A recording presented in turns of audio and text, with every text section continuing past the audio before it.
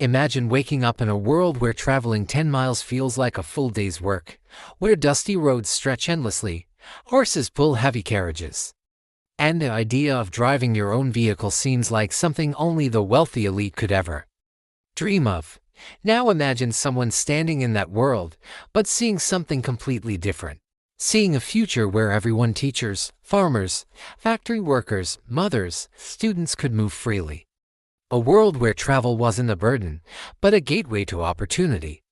This is the story of a car maker who didn't just build machines, he revolutionized travel forever. He was born into simplicity. No luxury, no special connections, no advantages. Just curiosity. As a kid, he was obsessed with watching machines. He loved how gears turned, how wheels spun, how engines roared to life. While others played, he disassembled clocks, farm tools, anything he could find that had moving parts. Not because anyone told him to, but because something deep inside whispered, there has to be a better way to move through this world, the world at the time didn't encourage dreamers like him. Travel was slow, exhausting, and exclusive. The average person rarely left their town. People accepted this as normal, but he didn't. When he looked at the broken, outdated systems around him, he asked a question most people never bothered to ask. Why does travel have to be so difficult? Why can't ordinary people have access to something extraordinary? That question became his obsession, but obsession alone doesn't build a revolution, action does. And action, for him, started in a small workshop, with tools that rattled, engines that sputtered, and ideas that the world thought were ridiculous. His early prototypes failed spectacularly. His engines stalled, his frames cracked, his designs were mocked. People laughed at him, investors turned him away, friends told him to give up. Even family members wondered why he wasted so much time chasing an impossible dream. But here's the thing, when your vision is bigger than the world's doubts, failure doesn't stop you, it shapes you. He treated every broken part not as defeat, but as data. Every wrong attempt taught him something right. Every setback became a stepping stone. He wasn't just building a car. He was building a new mindset, a belief that innovation belongs to the persistent. The major challenge wasn't just designing a car, it was making it accessible.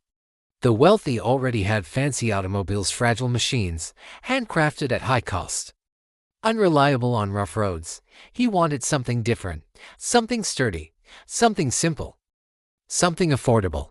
When he finally built a working model, he realized he had cracked the first part of the puzzle. But what about the second part, the part that really mattered? How do you build many cars quickly, consistently, and cheaply enough for ordinary people? This is where his genius truly emerged. He didn't just innovate the car. He innovated the process. He introduced something the world had never seen before, a moving assembly line. Instead of workers walking around the car came to the workers. Each person mastered one task, efficient, precise, error-free. With standardized parts, everything fits seamlessly. Production time plummeted, costs dropped dramatically. Suddenly, a car that once took many months to build could be assembled in hours. When he announced the new price of his car, the world gasped. People thought he was insane. Competitors mocked him. Economists predicted he'd go bankrupt. But he held firm.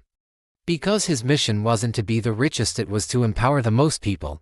His belief was simple. If you treat your workers well and make a product the world can afford, society transforms. He paid his employees more than anyone else at the time, not because he had to, but because he wanted them to afford the very cars they built. Imagine the pride of building something with your own hands, and then driving it home. That was his vision of dignity, technology not just as progress, but as empowerment. The ripple effect was unbelievable. Families could travel for the first time. Small businesses could reach new markets. Students could attend distant schools. Doctors could respond to emergencies faster. Communities grew. Cities expanded. Roads improved. Entire economies shifted. All because one man decided the world could move faster, farther, and better. But success didn't erase challenges. With growth came competition. With innovation came criticism. With expansion came enormous pressure. And every time something went wrong and things did go wrong, he faced waves of negativity. But he stayed anchored to one principle: progress is built on perseverance, not perfection.